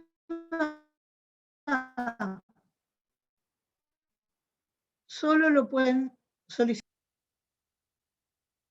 Repito porque tuve conexión inestable. La Asamblea General, el Consejo de Seguridad, otros órganos de las Naciones Unidas siempre que sean autorizados por la Asamblea General, y organismos especializados de las Naciones Unidas también, siempre que sean autorizados por la Asamblea General. Los estados no. Los estados no pueden solicitar una opinión consultiva. Y esto es diferente de lo que ocurre ante la Corte Interamericana de Derechos Humanos. A la Corte Interamericana sí pueden los estados americanos pedirle opinión consultiva, pero a la Corte no. A la Corte Internacional de Justicia no pueden pedirle opiniones consultivas los estados. Y bueno, hasta el momento, estos son los órganos y organismos que le han pedido opiniones consultivas a la Corte Internacional de Justicia. ¿Sí? Bueno, ¿cuál puede ser el objeto de una opinión consultiva? Bueno, si se lo piden la Asamblea General o el Consejo de Seguridad, pueden pedirle una opinión consultiva sobre cualquier cuestión jurídica. En cambio, si son otros órganos u organismos especializados, solo pueden ser cuestiones jurídicas, pero que caigan dentro de la esfera de sus actividades. Y bueno, el procedimiento es cuando se recibe un pedido de opinión consultiva, se tiene que precisar bien cuál es el objeto de la opinión. El secretario de la Corte le va a notificar a todos los estados que tengan derecho a comparecer ante la Corte y a todas las organizaciones que puedan suministrar alguna información sobre la cuestión. Hay una fase escrita donde todo el estado que lo desee puede presentar exposiciones escritas, sugiriéndole a la Corte de qué manera sería conveniente que responda a esa consulta que se le está haciendo en esa opinión consultada. Hay una fase oral que está dada por una audiencia pública también. Estados o organismos interesados pueden hacer exposiciones orales. Luego la Corte va a elaborar esa opinión consultiva de manera secreta y luego se lee la opinión consultiva en audiencia pública. ¿Sí? Y para cuestiones que no están específicamente reguladas en el Estatuto de la Corte, se va a aplicar subsidiariamente las reglas previstas para el procedimiento contencioso si es que resultaran aplicables. Bueno, ¿cuál es el efecto de una opinión consultiva? Como regla general, no son obligatorias las opiniones consultivas. Simplemente la Corte en una opinión consultiva va a expresar cuál es su posición jurídica. ¿Sí? Por eso es que no se requiere que los estados den su consentimiento para que la Corte pueda emitir una opinión consultiva. Porque las opiniones consultivas se van a dirigir al órgano u organismo que requirió la opinión consultiva. Sin embargo, las opiniones consultivas tienen un efecto importante para toda la comunidad internacional, porque puede contribuir a guiar la conducta de los estados y de los organismos y de los órganos de las Naciones Unidas. Ahora, ojo, hay algunos casos excepcionales en donde en algunos tramos se ha convenido que si se pedía una opinión consultiva, los estados la iban a cumplir obligatoriamente. Por eso acá dice, como regla general, salvo que se convenga otra cosa.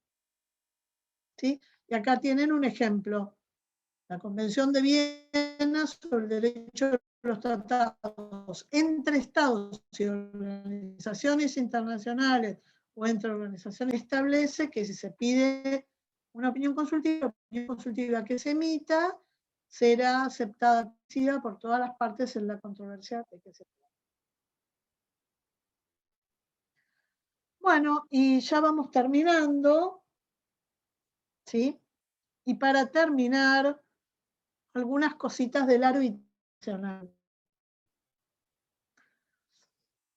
Podemos definir a la arbitraje como un modo de arreglo de controversias internacionales sobre la base del respeto del derecho, por árbitros elegidos por las partes e investidos por ellas del poder de rendir una decisión jurídicamente obligatoria.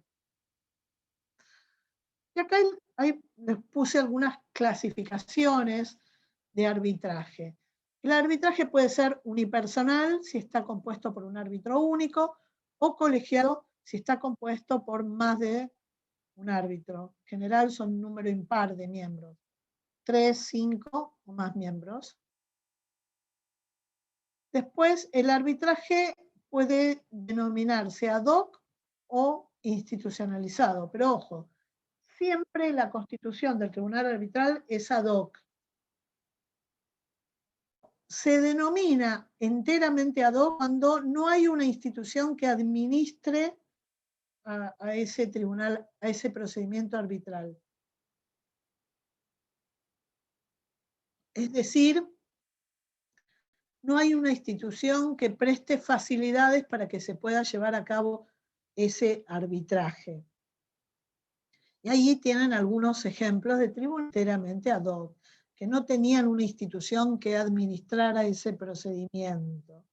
O sea que cuando se llevó a cabo este procedimiento arbitral hubo que conseguir a alguien que actuara de árbitro, hubo que conseguir un lugar para llevar a cabo las audiencias. En cambio, el tribunal institucionalizado es el que se lleva a cabo en el marco de una institución administradora de base, como por ejemplo la Corte Permanente de Arbitraje, los tribunales arbitrales del CIADI, tribunales arbitrales de la Cámara de Comercio Internacional y arbitraje comercial internacional.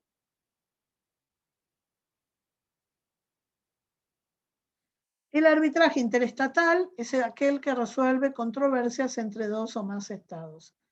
El arbitraje de inversión es el que resuelve controversia entre un estado y un inversor, uno o más inversores. ¿Sí? Y el arbitraje comercial internacional es el arbitraje que resuelve controversias entre dos individuos o corporaciones sobre cuestiones comerciales internacionales. Y acá tienen varias instituciones de arbitraje, la Corte Permanente de Arbitraje, el CIADI, que el CIADI es el Centro Internacional de Arreglo de Diferencias Relativas a Inversiones, la Cámara de Comercio Internacional de París, la Cámara de Comercio de Estocolmo, la Corte Internacional de Arbitraje de Londres, bueno, etc. ¿Sí? Y las etapas de procedimiento son similares a las que vimos para la Corte Internacional de Justicia, solo que el procedimiento se va a iniciar de manera distinta en el arbitraje institucional que en el arbitraje. La parte demandante presenta una solicitud de arbitraje a la institución administradora. Y la institución administradora se la va a notificar al estado demandado y luego la va a registrar. En cambio, si el arbitraje es enteramente ad hoc, va a haber no una solicitud de arbitraje, sino una notificación de arbitraje que la parte demandante se la va a dar a la parte demandada. Y luego las dos partes, la parte demandante y la parte demandada, se van a tener que poner de acuerdo en elegir a una autoridad nominadora y a una institución que preste las facilidades para llevar a cabo el procedimiento arbitral. Algunas veces esto está, ya se activa en casos concretos. Luego, acá se va a tener que constituir el tribunal arbitral, porque el tribunal se constituye siempre de manera ad hoc.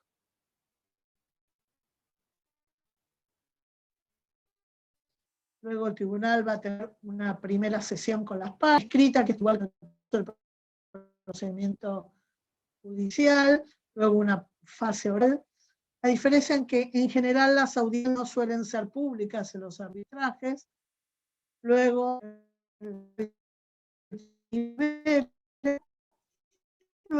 emite una sentencia arbitral o laudo que se le va a notificar en la fecha en que ese laudo se le notifica a las partes.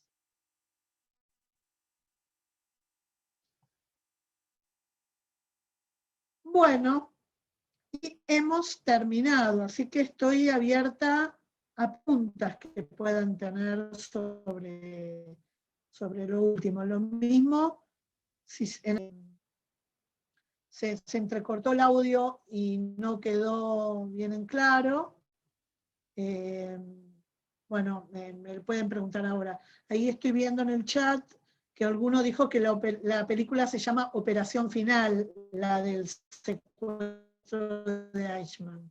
Así que se las recomiendo que la vean, ¿no? Porque trata un pez que tuvo una incidencia en el ámbito nacional.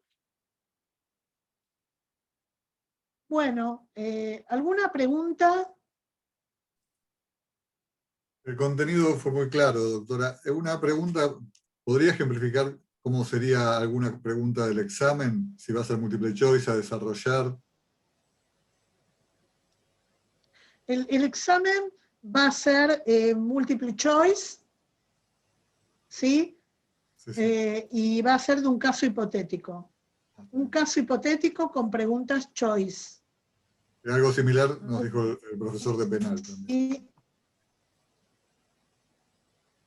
Sí, a ver, déjenme un minutito, que veo si tengo a mano algún examen anterior que les pueda mostrar.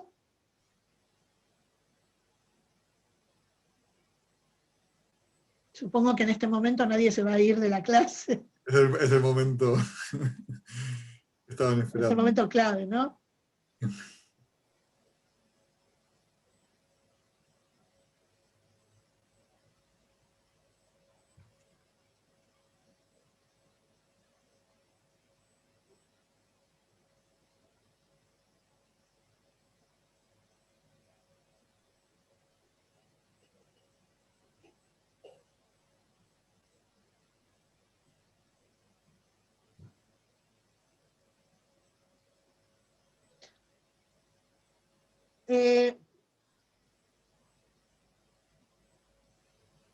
Bueno, a ver, el caso va a tener casos hipotéticos, pero también el examen va a tener algunas preguntas no tan hipotéticas, ¿no? Puede tener algunas preguntas no tan hipotéticas. Entonces acá les comparto pantalla. Por ejemplo, ven acá tiene este es un examen de derechos humanos, si mal no recuerdo, si este es el de derechos humanos. Entonces, ven, acá hay un caso hipotético, entonces tiene el caso hipotético y varias, ¿sí?, preguntas, y ahí tienen, bueno, esta sería la respuesta a esa pregunta. Que no va a venir marcada, obviamente. ¿Sí? Si quieren, sí, como para ustedes tener de ¿sí?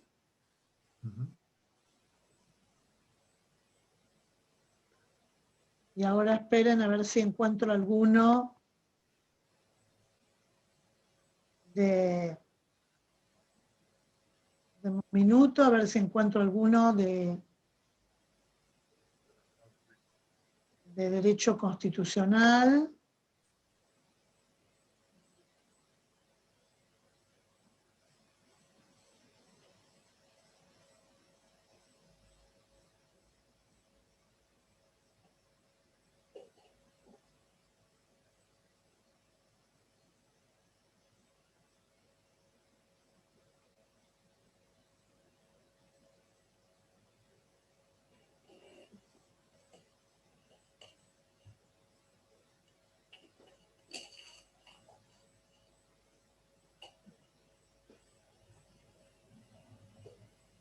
Bueno, puede ser también alguna pregunta vinculada a verdadero o falso.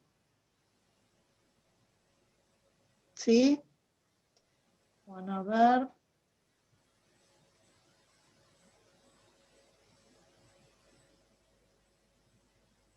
Acá tienen una de derecho constitucional. ¿Se puede ver? ¿Se ve pantalla? Sí, se ve.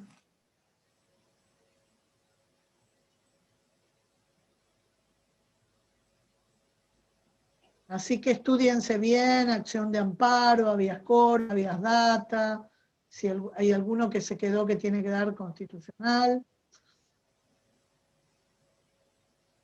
Bueno, y a ver, ahora les busco una.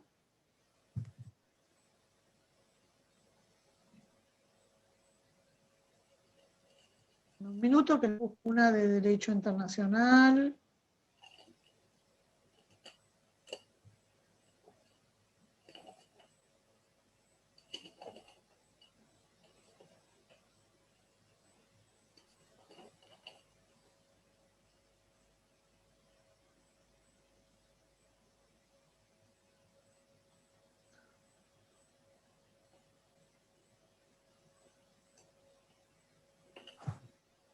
Ahí tienen una.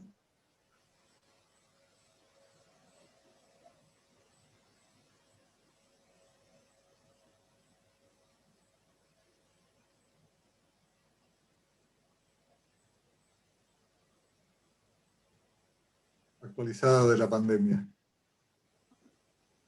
¿Cómo? Está Sí, actualizada este fue, a esta época. sí. Lamentablemente este caso es un caso que todavía está vigente, ¿no? Lamentablemente. Buenísimo. Bueno, eso les da más o menos una idea de cómo son los casos hipotéticos. Después puede haber preguntas, por ejemplo, una pregunta de examen podría ser, no sé, a ver, la negociación es un medio de solución de controversias en el que participan las partes con ayuda de un tercero. Y les pongo verdadero o falso. ¿Qué pondrían ahí? ¿Verdadero o falso? Falso. Claro, falso. ¿Sí? O sea que puede haber así preguntas para contestar por verdadero o por falso. Pero ya les digo, lean todo el material, no se confíen porque van a tener poco tiempo para hacer los 3 exámenes. Entonces, por eso yo les aconsejo que tengan todo el material leído. ¿Sí? Perdón, doctora, ahora me confundí. ¿Cómo los 3 exámenes? Penal, sociedades, comercial, penal y internacional público, en mi caso al menos. Tribunal 2 Bueno, son por 3 ahí áreas. alguno de 3 ustedes no áreas. tiene que dar 3, tiene que... Claro, por ahí alguno de ustedes no tiene que dar las 3. No, conmigo tienen que dar solo un examen. De mis exámenes conmigo tienen que dar uno solo. Es lo que les expliqué al principio. Lo vuelvo a repetir. El que tiene humanos que dar constitucional e internacional público, da solo internacional público, la materia más elevada. El que tiene derechos humanos y derecho constitucional, da solo derecho constitucional. ¿Sí? Siempre si tienen más de una materia, dan la materia más elevada. Y el orden es ese. Humano es la más baja, constitucional la del medio y derecho internacional público la más elevada. Gracias. ¿Sí? Sí. Bueno, ¿alguna otra pregunta? Doctora, ¿va a haber alguna pregunta muy exhaustiva a lo que vimos en el día de hoy?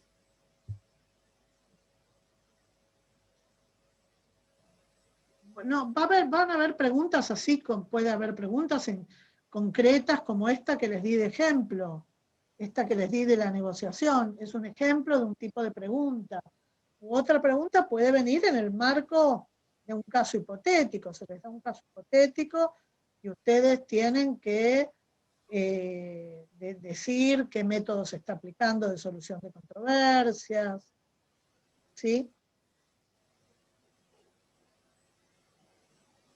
De solución de controversias va a haber algo seguro, seguro, porque siempre hay de solución de controversias, pero puede haber de los otros temas, porque cuando yo elaboro el examen, lo elaboro sobre la base de los temas que están resaltados en amarillo.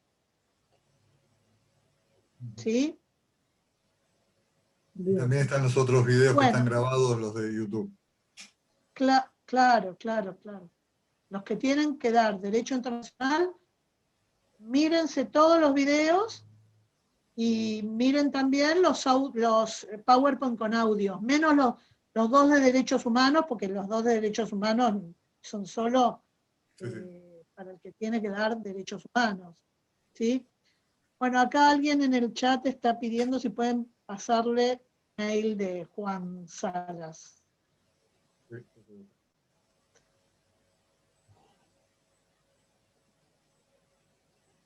Bueno, ¿Sí? ok, Bueno, gente, si no hay más preguntas, les deseo un muy buen fin de semana y que todos aprueben, estudien y aprueben todos el examen. Muchas gracias, Gracias, doctora. por el tiempo ¿Sí? Gracias. y por la A claridad. ver, creo que nadie puso, ya pusieron el mail de... No, ya estaba buscando. Lo tengo acá, se lo puedo leer si quiere. Sí, Yo lo por paso por favor, el chat. léeselo. Sí, Bien. por Es favor. Por favor, léeselo. Ahí está en el chat. Está en el chat. Ah, acá está. Eso, ahí está. Muchas gracias. Está bien. Ahí está. ¿No quiere Y intentar, una, doctora, pasar el PowerPoint que utilizó una vez más, a ver si pasa? Sí. ¿y cómo Bueno, lo a sacás ver. del chat después? Lo podés guardar como un archivo. Una vez que está ahí, lo podés guardar. Es una buena pregunta, ¿no? ¿Cómo lo sacás del Sí. chat? No, se puede bajar, sí. Eh, Como si estuviese en un A mail ver. y te quedan... ya sé lo... A ver, ya sé lo que puede pasar, denme un minuto, que puede ser, a ver, si lo guardo de otra forma, ¿no? Lo voy a guardar como presentación PowerPoint. Y tal vez así Doctora, pase. yo cursé la materia con su cátedra, con la profesora Makowski, Sí. y nos mandó a ver también, creo que era Capitán de Mar y Guerra, no, Capitán Cook, ¿puede ser? Para Derecho del Mar. Sí, puede ser.